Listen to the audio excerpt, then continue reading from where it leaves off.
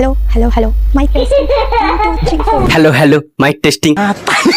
এক সরে কানের পাটটা খুলে দেবো। এই এক চড়ে কানের পাটাটা তোর সেই দিনকার নৈহাটিতেই খুলে দিত, যেই দিন তুই হাতে নাতে ধরা পড়েছিলিস এই নুনু মুখের সঙ্গে।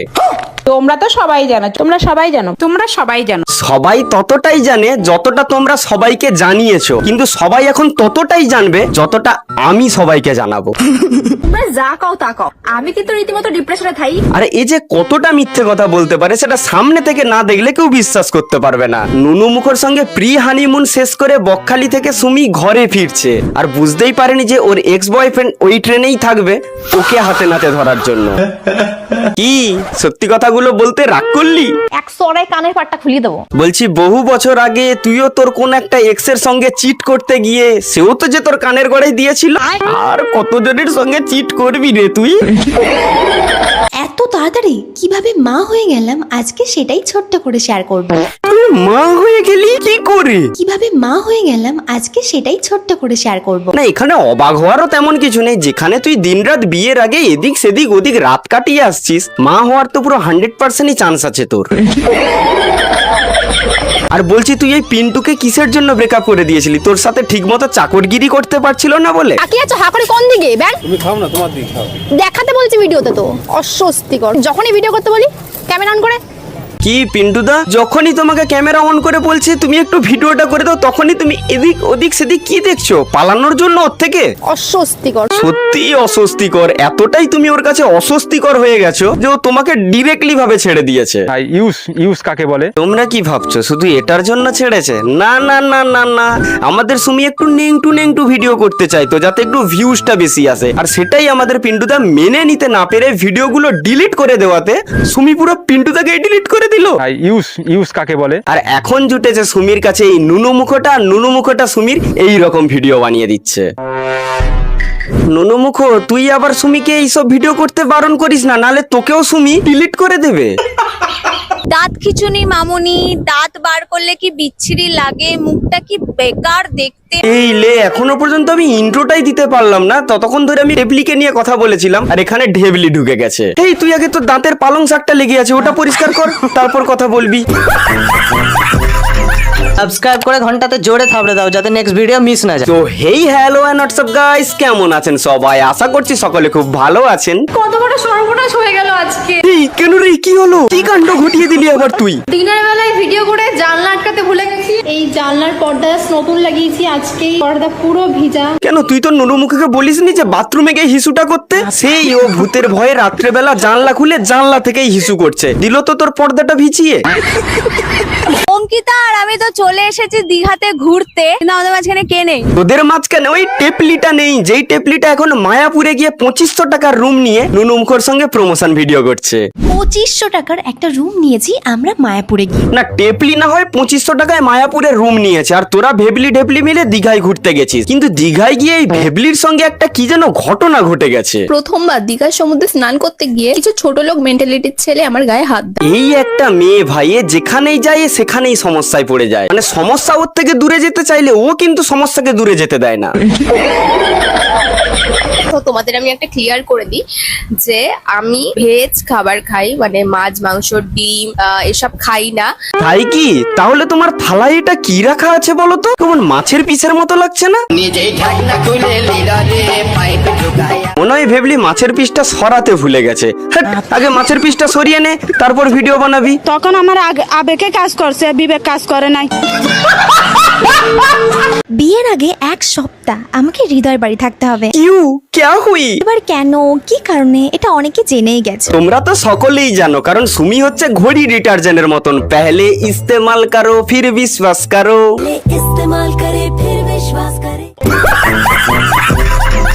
হৃদয়দের টিনের ঘরে কিভাবে আমি সারা জীবন থাকবো? মানে তুই এমন করে বলছিস যেন তো শুরুটা পুরো একদম 5 তলা মল পুরোটাই আদি ঢাকেশ্বরী বস্ত্রালয় থেকে শুরু হয়েছিল।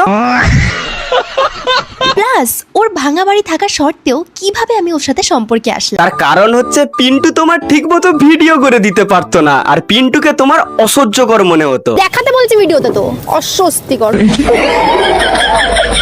ওর ভাঙা বাড়ি থাকা সত্ত্বেও কিভাবে আমি ওর সাথে সম্পর্কে আসলাম। এবার তুমি ওর ভাঙা বাড়ি থাকা সত্ত্বেও যে তুমি ওর সঙ্গে সম্পর্কে এসছো এই বিষয়টা কিন্তু পুরোটাই ভুল। কারণ কেউ এত টাকার বাড়ি বানিয়ে ভাঙা বাড়িতে গিয়ে থাকবে না, আর বিশেষ করে এই টেপলিটা। কি রাগ করলি? এক সরাই কানের পাটটা খুলিয়ে দেবো। এই একটা চটটা তুই কিন্তু সেদিন ওই নৈহাটিতেই খেয়ে যেতিস, যেদিন তুই ওই নুনু মুখের সঙ্গে হাতে নাতে ধরা পড়েছিলি।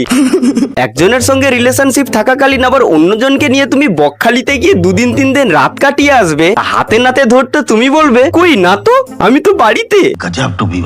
সেই দিন তোমার কানের গোড়ায় একটা পড়েনি, তুমি অনেকটাই বেঁচে গেছো। আবার এমনকি তুমি গাছেরও খাবে আবার তলারও ফুরবে, সেটার জন্য তুমি তোমার এক্স বয়ফ্রেন্ডকে মানানোর জন্য কলের পর কল করেই যাচ্ছিলে। আবার এমনকি তাকে তোমার লাইফে আবার ফিরিয়ে আনার জন্য তার বার্থডেটাও তুমি পালন করতে চেয়েছিলে, কিন্তু ছেলেটা বুঝদার বলে তোমার ফাঁদে পা দেয়নি। তখন আমার আবেগে কাজ করছে, বিবেক কাজ করে নাই। আজকে হচ্ছে আমার বয়ফ্রেন্ডের বার্থডে, আর ওর বার্থডেতে আমরা একটু সারপ্রাইজ দিতে চলেছি। সেই কারণে দেখো এই নুনু মুখো, তুই ওটা নুনুর মতন কি বানিয়েছিস? ওটা কাকে গিফট দিবি তুই? সুমিকে? টাকাই পাচ্ছে না একটা ফটো ভিডিও করার জন্য, শুধু সামনে সবাই ফালতু। কি বললি? কিছু বলেনি, শুধু বললো এই দেখ ভেবলি, ওই ঢেবলিটা চলে যাচ্ছে। এই ভেবলি, ঢেবলি আর টেপলি এরা ভাই এত নাটক পারে আর এত নাটক জানে যেটা পুরো কল্পনারই বাইরে। দাঁত খিচুনি মামুনি, দাঁত বার করলে কি বিচ্ছিরি লাগে। তো তুই ভালো করেই ভিডিও বানা না, এরকম করে তুই কেন ভিডিও বানাস? বিয়ের আগে যাতে আমি হৃদয় বাড়ি থাকতে পারি তাই জন্যই আজ এত কিছু করা হলো। আমি জানি তোমার অল্পতে স্বাদ মেটে না, কারণ তোমার আগে যে এক্স বয়ফ্রেন্ড ছিল সে ভাই 15 দিনের পাইপ লাইন নাকি রাজমিস্ত্রিতে কাজ করে 2-2.5 হাজার টাকা 15 দিন ধরে জমি তোমার জন্য একটা গোলাপ ফুলের বোকে নিয়ে গেছিল, সেটা তোমার পছন্দ হয়নি। তুমি সেখানে তাকে কি বলেছিলে? এই ছোট গিফটটা তুমি আমার জন্য এনেছো, আমি তো তোমার কাছে এর থেকে আরো বড় কিছু আশা করি। আর তারপরে তুমি ওই ছেলেটার গিফটটাই আর নিলে না। সিস্টেম পার দেंगे। সুমির সঙ্গে আমি দীঘাও গেছি আগে পরে, কিন্তু সুমি আজকে আমার স্নান করার দেখে অবাক। কেন রে, তুই আজ ল্যাংটো হয়ে সমুদ্রে নেমে গেছিলি নাকি? হাত দুটো নিচে পা দুটো উপরে করে দিয়েছিস, দুটো চিবি আর বান্টুটা তোর মুখের দিকে ঝুলছে।